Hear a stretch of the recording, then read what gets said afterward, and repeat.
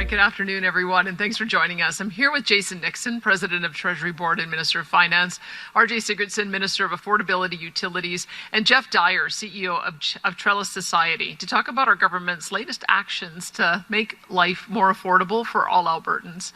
All across our province, families are feeling the pressure of rising costs, whether it's groceries, rent, utilities, or fuel. Many Albertans are asking the same question: how did life get this expensive? The fact is there isn't a single cause. Costs are high thanks to a combination of global, national, and provincial factors that have all come together at once. Here in Alberta, for example, rapid population growth has been putting pressure on things like housing, infrastructure, and services. When demand rises faster than supply, you see prices climb. Globally, higher prices for oil and gas are increasing costs for fuel and utilities. At the same time, those stronger energy prices mean Alberta is seeing increased revenues that help support the services that Albertans rely on every day, like schools and hospitals and roads. But our government recognizes that families are feeling the pinch, which is why we're taking action to put more money back in their pockets. Beginning July 1st, nearly 3.4 million Albertans will be eligible to receive $100 through the new Alberta Energy Rebate.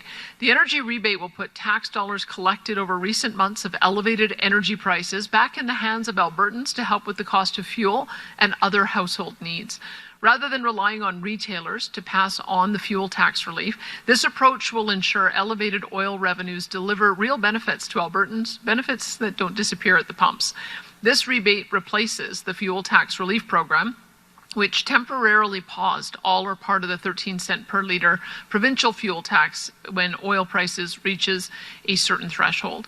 When the federal government suspended its 10 cents a litre fuel excise tax earlier this year, those savings were seemingly erased at the pumps within days and before Albertans could actually feel any relief. In practical terms, the energy rebate gives Albertans real returns now on the higher oil prices already seen in the previous months, delivering families, we estimate, over 50% more than the fuel tax relief program was projected to provide over the next 3 months. So whether the priority is groceries, bills, rent, or fuel, the energy rebate ensures flexible support, with guaranteed support for every eligible Albertan, driver or not. On top of having the second lowest taxes on fuel in the country at 13 cents a litre, Alberta's competitive low-tax environment has also helped to keep the average fuel price relatively lower than the rest of the country, 156.3 cents per litre, compared to the Canadian average of 171.2 cents per litre. But there is more to do. While some things are beyond our control, we'll continue to find ways to help Albertans cope in the face of rising prices. We're engaging with grocery retailers to find ways to address the rising cost of essential food items, and we continue to focus on long-term affordability, including lowering personal income taxes so families save up to $1,500 per year, cutting red tape, and working to promote a strong and growing economy that creates more jobs, opportunities, and stability, and put real dollars back into the pockets of Albertans. I'll now turn it over to Minister Jason Nixon to share a few more details about the program and also detail how Albertans can receive the rebate. Well, thank you, Premier, and good afternoon, everybody. When oil prices are high, everyone feels it, not just at the pumps, but in the price of groceries, utilities, and everyday goods. Albertans deserve relief and the freedom to use the relief where and when it matters the most for their families. That's why, starting July 1st, Alberta's government is putting direct, immediate support into the hands of nearly 3.4 million eligible Albertans through the Alberta Energy Rebate. Every eligible Albertan will receive a guaranteed $100 payment.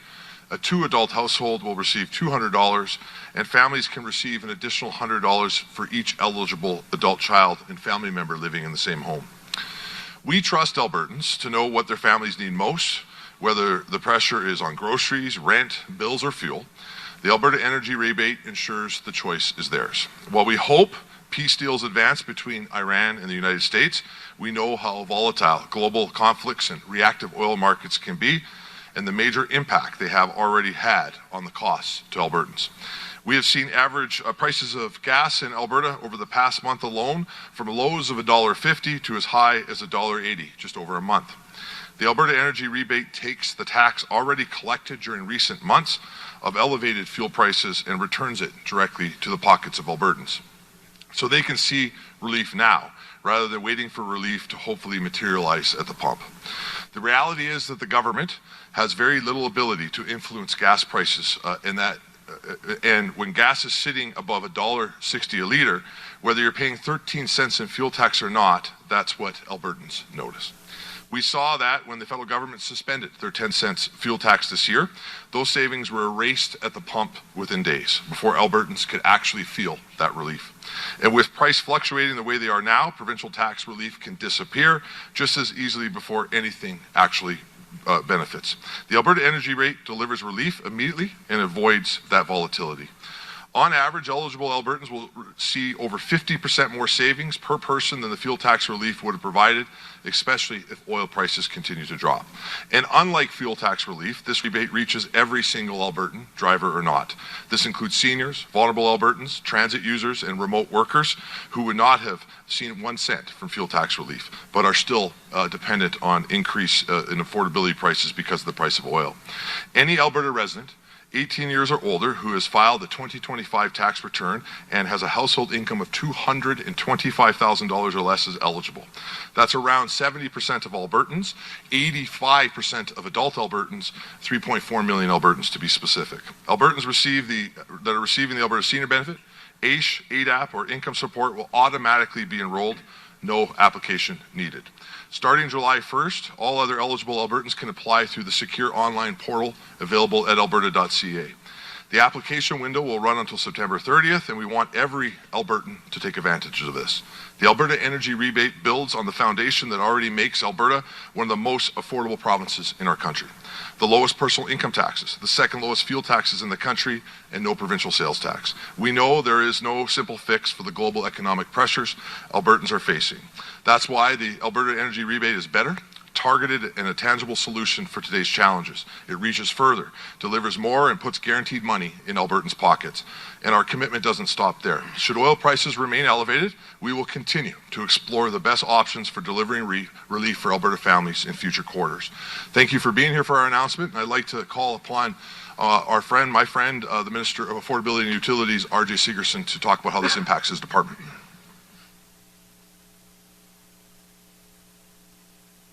Well, thank you, Premier, and thank you, Minister Nixon, and good afternoon, everyone. As Premier Smith and Minister Nixon have already mentioned, our government knows affordability is one of the most pressing challenges that Albertans, our families, and our communities face today. We hear about it when we're out in our communities, in the news, and at family dinners. And we know that Albertans look to government to work on addressing this complex issue. And that's why today we are taking more action. Now, of course, the Alberta Energy Rebate builds on our existing affordability measures, delivering broader, flexible support that will ensure Alberta remains the most affordable place to live, work, and raise a family.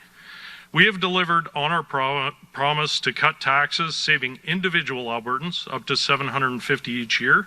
When it comes to electricity, we've made reforms that are saving Albertans hundreds of dollars per year and protecting them from future rising costs, which includes lowering the default electricity rate from 32 cents to 12 cents, a 63% decrease from its peak. We're lowering local access fees on power bills by up to 35%, getting the disastrous federal clean energy electricity regulation scrapped, which would have driven up Alberta's power bills by 35%. We've also cut childcare fees by 80%, province-wide, saving families an average of $11,000 a year per child. We've also capped tuition increases for domestic students at 2% at most public institutions. Since 2020, our government has invested more than $36 million to support food security for Albertans in need. We're implementing a better, faster, and more reliable Care First auto insurance system and extended the Good Driver rate cap through to 2026. And we've continued to advocate against costly federal policies that increase costs across the food chain, from fuel and transportation to fertilizer and packaging. And that is just the start. We know there's still more work to be done. The Alberta Energy Rebate is just the latest initiative to keep more money in the pockets of Albertans while we keep working on long-term solutions to keep our province one of the most affordable places to live in this country. I'll now turn things over to Jeff Dyer, the CEO of Trellis Society, to speak to the impact this rebate will have for Albertans. Thank you. Jeff. Thank you, Premier. Thank you, Ministers. It is an honor to be here today on behalf of the people that Trellis Society is lucky enough to serve. We serve about 6,300 people in a direct one-to-one relationship who navigate our province and our city through all kinds of complex vulnerability within income. We imagine a world where everybody flourishes in our province, and frankly, that dream is unreachable for many. That's why we believe strongly in supports that can remove barriers for people to flourish, flexible supports to help people move through the everyday challenges that can stand between them and stability. Sometimes the barrier is big and complex, like housing uncertainty, but often the barrier is day-to-day. It can be an expense like a grocery bill, a tank of gas, transit fare, maybe childcare, even a utility bill. When those basic needs are not met, it becomes much harder for people to participate fully in their own lives and in our communities. That's why every kind of financial support matters. When people have access to the resources they need, they're better able to make decisions, care for their families, take part in community life. At Trellis, we see this every day across our work. Whether support comes through a program or a community partner, a donor, or government support like you see here today, it can help remove barriers. And when barriers are removed, people have more room to grow, more room to contribute, and more room to belong. So we're encouraged by supports that recognize the financial pressures Albertans are facing and put decision-making back in the hands of individuals and families. Every bit of support helps, and every barrier removed creates more opportunity for people to be active, connected, and supported members of their community. Today, this announcement makes the dream of Trellis's flourishing for everybody a little bit more possible. Thank you. Thank you. We'll now head into the media Q&A portion for announcement. We'll start off with questions here in the room and then try and make our way to the phones. As always, we'll take one question, one follow-up. A reminder to state your name and outlet before asking your question. With that, we'll go to our first at the mic. Hey there, sorry for the positioning here. It's a little odd with you guys behind the bank of cameras. It's Aaron Collins from CBC National News. I think a lot of the speculation was what the number was going to be. And when we heard $100, the reaction on our group chat was, that's not enough to fill up my car, and it's about a half a tank in an F-150. So why do you think this is enough to take some of the pressure off Albertans, and how do you think they're going to view this? Well, I think the thing to keep in mind is the average Albertan uses 2,000 liters of gas a year.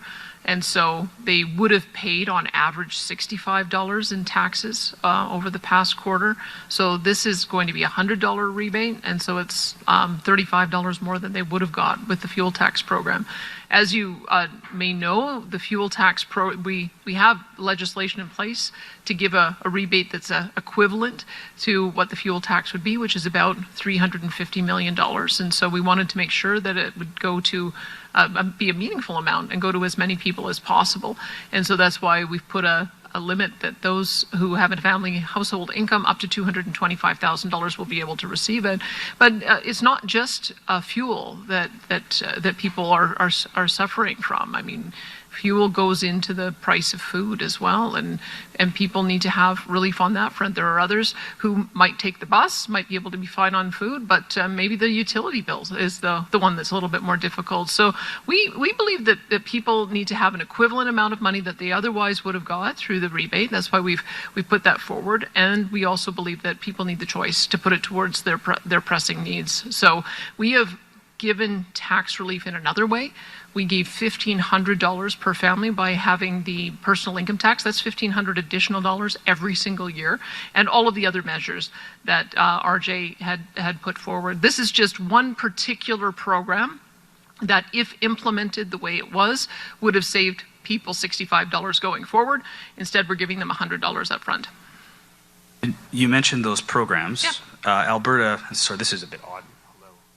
Albertans are paying among the highest utilities costs in the country, as well as the highest cost for insurance. Those are things that the minister mentioned. Why not do something to address that instead of buying Albertans half a tank of gas? I mean, you said this was a meaningful amount. Do you really think a half a tank of gas is meaningful to Albertans? Well, I think people were asking us for a 13-cent a litre reprieve, and we did the calculation that the families would get more money by doing it this way, and they've already paid the money, so we're rebating it back to them. That's the principle behind this program. And I dispute your characterization, I think, of utility bills. When we came in, it was 32 cents a kilowatt hour on electricity. We've got the floating rate down to 3 to 4 cents, and we've locked in the rate of last resort at 12 cents. So we've seen a massive reduction there. We also advocated, along with the federal Conservative leader, to get rid of the retail carbon tax. That took 17 cents a litre off the price of gas, and it also made sure that home heating bills didn't have an extra $4 per gigajoule on it. That was another massive decrease. We also had Calgary levying the local access fees on the spike prices, and we said you can't do that anymore because it just increased the amount of taxes that were being charged. They got windfall revenues of about $200 million per year. Well, we stopped that too. So, and then when it comes to insurance, we've already put a rate cap in the last couple of years to make sure that good drivers do not see rates that are increased beyond inflation. And then as we move into the new program with the Care First model, we're anticipating to see another average reduction of $350 to $400, and that'll start in January. So yeah, we identify the issues and we work through them one by one to solve them. Each issue requires a different approach. This particular issue was, do we save people 13 cents a litre on a go forward, or $65, or do we give them $100 based on what they've already paid today? And we made a decision that people need the money now based on the fact that the prices have been so high in the past. Thanks, Aaron. We'll go to our next at the mic. David Winnick, Western Standard. Premier, treaty chiefs are calling for an investigation into whether your actions over the independence referendum amount to treason under the criminal code. What's your response to that? Well, I think it's disgraceful. I think it's disgraceful that any government that wants to be taken seriously would level charges that serious against another government. Look, I've had my differences with the federal government, but I have never used language like that. I would ask the treaty chiefs to check themselves, because we have a very collaborative relationship between our government and our ministers. I want that to continue. But this kind of overwrought language has no place in a democracy. When they were pursuing a new relationship with Ottawa, I cheered them along. We are pursuing a new relationship with Ottawa that respects our jurisdiction, and I would ask that they be respectful of that. But they need to, that language has no place in this democratic discussion. Okay, and what steps are you taking to rebuild trust with the treaty chiefs? We meet with them regularly, and in fact, I meet with them one-on-one. My ministers meet with them one-on-one. We have protocol tables where I bring a number of my ministers together. And you know what I've asked them? I say, well, how many times have you met with the Prime Minister when he's brought together 10 or 14 of his ministers to deal with your concerns? And you know what the answer is? Never. It doesn't happen, ever. So that is the kind of relationship we want to continue to have with the chiefs, but it can only be done if they show as much respect for my government as we have shown for them. Thank you. Okay. Thanks. Hi, Premier Matt Skase of the Globe and Mail. I'm wondering if you can offer the cost of this program. And off of that, 3 months ago, your government was talking about the need for tough decisions in the budget. Obviously, times have changed. Oil today is at $75, which is right around what the government needs to just balance the budget alone. We're only 3 months in the fiscal year. Is this program responsible fiscal management? Well, the law is the law, and so we didn't really have an option not to do something, because that's what the legislation is. I suppose in future we can have a discussion about whether that law should be changed or stay the same. But our choice was, do we take the fuel tax off on a go forward, knowing that, as you point out, the prices are going to be lower. This is part of the reason why we may have to rethink this program, is that just as the Strait of Hormuz is opening, the price of WTI has gone below the benchmark level that we would bring the amount back on. So we're already going to see a reprieve at the pumps as a result of lower WTI, but we recognize that people have suffered through higher prices over the last 3 months. There is additional revenues that come in. My bias is always, let's give out money when we have it, not give out money in the future that before we've earned it. And so the Minister of Finance took a look at these options, and we collectively decided that it would be better to do the rebate of these dollars, give more dollars to those who need it the most, and make sure that they're able to use it according to their needs. And then we can always have a conversation about whether this is the best way to do it. But I think the good news about the peace in the Strait of Hormuz is that it does mean that if this continues, we'll see moderated fuel prices on a go forward, and that will help everybody. In Budget 2026, you did suspend contributions to the Heritage Fund because of the tight fiscal position. Why not take this money and dump it into the Heritage Fund? Well, again, we always make decisions on putting money into the Heritage Fund at the end of the year when we have surpluses. And so we still are only 1/3 of the way into the year. We've got 9 more months left to go. And so our challenge is going to be running a balanced budget. This certainly helps having a quarter like this, but if prices go back to their long-term average that we're expecting, which is $65 WTI, we have a structural deficit that we can't meet at that price. So we want to make sure that we make decisions to put money into the Heritage Savings Trust Fund based on realized surpluses rather than hope for surpluses. So we will make that decision at the end of the year. Hi, Premier Mark Villani with CTV Calgary. Just wanted to know, what's the status of the $9.4 billion deficit? What do you think of those who might criticize that these funds should be put towards debt repayment? And is this just a bit of a political move to maybe prep for an election? Some are criticizing buying votes. Just your thoughts on that too. As the Premier said, this is the law. This is the law that has been set out by the Alberta legislature, that when a quarter has this average of oil price per barrel, to be very clear, not price at the pump, above $90, that we would rebate either the fuel tax at the pump in the following quarter, or you would rebate the way that we're choosing to do it, money that was already collected in the last quarter because of the changing situation, and the fact that this gets more money into Albertans' pockets. To be very clear, as the Premier's outlined, the choice wasn't whether or not this could be used elsewhere to deal with the $9 billion deficit, whether this could be used for other programs. The law of the legislature is that finance will bring forward a plan each quarter when price of oil goes above 90 cents that deals with either removing the tax or, in this case, providing a rebate to Albertans so that they can share in the royalty increases that are taking place in the province. As for the $9 billion deficit, it's too early to tell. We are dealing with a volatile situation, clearly that is outside the control of either the national or the provincial government, based on situations that are taking place on the other side of the world. And so we will continue to watch it closely and make the best fiscal decisions that we can. I can tell you the position of the Premier and I is that if we do end up in a spot where we have excess surpluses, we're not there yet, we still have to pay off the $9 billion deficit, that money will be used for things like the Heritage Saving Trust Fund, or for helping Albertans with affordability, or things like debt payment as it has been in the past. But we've seen oil prices change from almost $100 to $70 in just a couple days, which is why you'll continue to see the government be cautious till we actually know what the circumstances are. And I'll have more to say about that on August 30th when I give you Q1's update.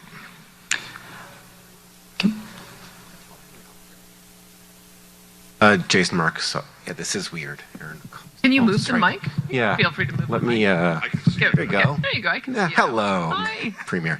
Jason Marks off CBC News, adjusting microphones as we speak. Yesterday, you held a members-only virtual town hall for United Conservatives. You've spoken about holding town halls and touring the province to speak with Albertans ahead of the October referendums. It makes me recall, was it 2 years ago that you toured the province hosting a series of town halls speaking to United Conservative Party members only, not Albertans.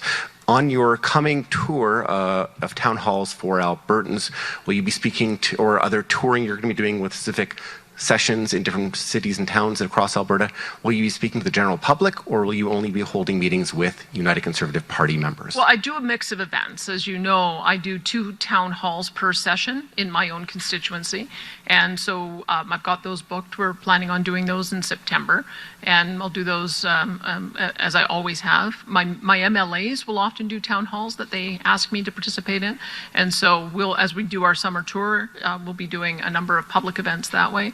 There's also a number of different business associations that host me. I'm often speaking to chambers of commerce and other organizations like that. And so as I travel, I will have lots of opportunity to talk to members, talk through town halls, as well as do those kind of public events. My other question, David Wallace and James T. Fiore, two non-Albertans, have been cited for contempt against Athana Mentzelopoulos, a witness in a future trial, and Sandy Emmonston, a witness in a future trial, to say nothing of what they've done to other people.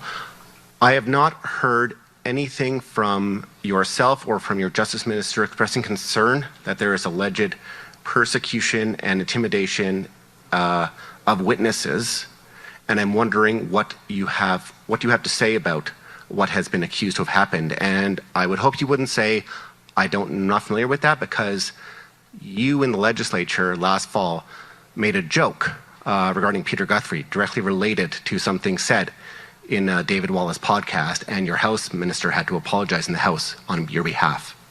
Well, I don't know them. And as you know, I mean, I even read you, Jason, but you and I aren't friends. So I would say that I monitor the media. I watch and see what is being discussed. But in this particular case, it's in the court, and it'll be up to the court to decide the veracity of the claims. Thanks, Jason. We have time for a few more. We'll try and get through our last two in the queue here and then go to the phones. Go ahead. Hi, Premier Edward Jen from City News. I just had a bit of a clarification question here. So Minister Nixon pointed to legislation requiring the provincial government to provide some form of relief. I just wanted to know if this rebate program is now the approach of the provincial government going forward, or is the provincial government going to adjust the fuel tax after this rebate is given out to Albertans? Let me turn that over to Jason Nixon. So because we've talked about some of the complexities of continuing with the program as it was originally designed, and so let me see what his thoughts are on that. I believe the legislature was right to pass legislation that made clear that in times of high oil prices, that Alberta government would share in that windfall with Albertans who own the resource, and let them be able to take advantage of the unique circumstances that we have in this province. The challenge is, traditionally doing it through the tax rebate at the pumps has led to challenges that we saw. I was the finance minister last time that we did this in 2022. I spent the entire summer having to oversee investigations with my fellow colleague in Service Alberta to make sure that the money was actually being passed on at the pump to Albertans. And so we want to try this mechanism for this quarter. Obviously, we'll evaluate how it goes, and we'll have a conversation with Cabinet to make determinations at future quarters. But I don't think you should take from this any indication that we would still not want to help Albertans in a time of high oil prices. Now, what we're looking at today, that may not be relevant for the second quarter, but we will certainly look at what took place with this quarter, and then we'll make the best decision we can in future quarters. And Premier, on the topic of separation, there was an ad in the town of Taber that caused a bit of a stir that was promoting Alberta independence, and then as well to the Sundry rodeo parade was just cancelled because of a bit of a kerfuffle regarding an entry from a pro-separatist group. So just what do you make of the division that's happening right now just over the referendum question? Well, I hope that we don't see more division like that. I think that the whole purpose of a citizen-initiated process is for people to have a debate about issues that matter to them, but to keep it respectful and ultimately let direct democracy decide. And so on October 19th, we're going to have to come together after the results. But I do think it's important when you've got 400,000 people who've signed one petition and 300,000 who've signed another, for us to try to honor our legislation for citizen-initiated petitions and allow the debate to go to the people. I've heard a lot from the commentariat, and I've heard a lot from the leaders and organizers of various sides. I want to hear from Albertans now, and we'll be able to do that on October 19th. But I've tried to keep it respectful. I hope that the way I've approached the two sides in this is sort of an indication of how I would hope Albertans would approach those who they might disagree with, because this is an important discussion to have. And I think it's far more important for us all to make the case for why it is that Canada works, and maybe talk about other ways that we can send a message. That's why I've been advocating for the 9 other questions that we have on the ballot, to get a strong mandate for those, so that I can start working on other ways that we can get greater and greater autonomy. But I hope that we can bring the temperature down on some of the discussion and keep the debate respectful. We have time for 2 more questions. We'll take our last on the mic, then go to the phones. Hello, I'm Felix from, lower it a bit because I'm small. I'm Felix from Radio Canada. My question is for Minister Nixon. What would be the effect of giving away $340 million 330,000 million in rebate. Well, you know, a couple things I would say to that. First is that, again, I want to stress, this rebate was going to take place either way in the provincial budget. It was going to either happen at the pump or it was going to happen this way. The way that we have chosen for this quarter to proceed with the rebates is provide Albertans 50% more than they would have received at the pump and guarantee that we can get the money to Albertans that we want to get them from helping save money at the pump. The reality is that the cost of this for this quarter will be exactly the same, whether it goes out by rebate or whether we did it at the pump. As for its impact, you know, the average household receiving $200 a month or in the quarter will have an impact on minor things at times, but other big things depending on the household circumstances. Being a help with power bills, a little top up for groceries, maybe it will be used for kids' sports or whatever individual Alberta families want to. The point is that we believe they're entitled to share in some of the royalties that we've been receiving as a resultant surge of oil revenue based on the costs that they've had to incur. I will also point out this has an impact on businesses. There will be an inflationary impact on this. One of the things that the Department of Finance had to look at when we looked at this option was to make sure we weren't creating too much inflation. But putting $350 million more into the economy, that will be spent in grocery stores and businesses all across the province. And that's a good thing in these tight times. All right. Second question would be for Premier Smith to know, will the water, not coal, questions be had to the October referendum? Well, I'll tell you a bit about the process that we have for our citizen-initiated petitions is that they go before a legislative committee. So the Forever Canada petition went before a committee of MLAs, so it's both parties, and then they took hearings, got legal advice, and then made a determination about how to proceed with that. And so this particular legislative proposal will follow the same pathway, that it will go forward to a legislative committee that has to be assembled when we get back into the legislature in the fall, and then they'll decide what direction to take with it. There's some implications on private property rights that we would have to consider because we have legislation that requires compensation in the event that private property rights are taken away. There's an implication as well for the fact that there's already been a referendum locally on one of these projects. That will also have to be taken into consideration. And so I would be looking forward to seeing what the committee would come up with as they assess. There's multiple elements to this particular proposal, and it could result in a legislative proposal where we bring forward legislation into the legislature, or it could result in a recommendation for a province-wide vote, which would take place in October of 2027. We did receive notification from Elections Alberta that we had to have the final questions in by June the 1st in order for them to be able to prepare and hire enough people for the October 19th referendum. So this one came in a little bit late, and they still have to validate the signatures. So we're waiting for that validation process. But that would be the steps that would happen. The validation would occur starting in September. We'd put together a new legislative committee. There'd be various hearings and testimony that would be called before, and then they'll make a recommendation to the legislature about whether to proceed with a bill or whether to proceed with a referendum. And I know, Mark, earlier you didn't get a follow-up. Sorry, just one quick follow-up for Minister Nixon. New estimates show the October referenda could cost as high as $130 million. Would the province approve that number if it were requested by Elections Alberta? And why not save taxpayer money by combining the referenda and a general election? I don't know what you're referring to as far as those estimates. I can tell you those seem extremely high to be able to run an election. It doesn't cost us this much to run a general election. So I'm not sure why Elections Alberta would need that level of money. Happy to look at that report. What I can tell you is that we'll make sure Elections Alberta has the resources to do the job that they need to do. But I can't see why a province-wide vote would cost any more than it would cost us to run a general election. Thank you. We have time for one last question. We'll go to the phones. Operator, could you put through our first caller, please? First question is from Lisa Johnson from the Canadian Press. Your line is now open. Hi, good afternoon. I'm wondering if Canadian citizenship is required to be eligible for these payments.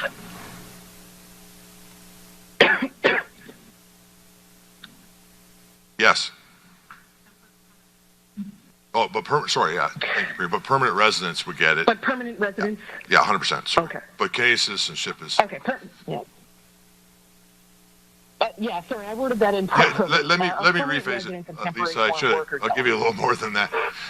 You got to be able to file taxes with Alberta or with in period, and we will deal this with the CRA.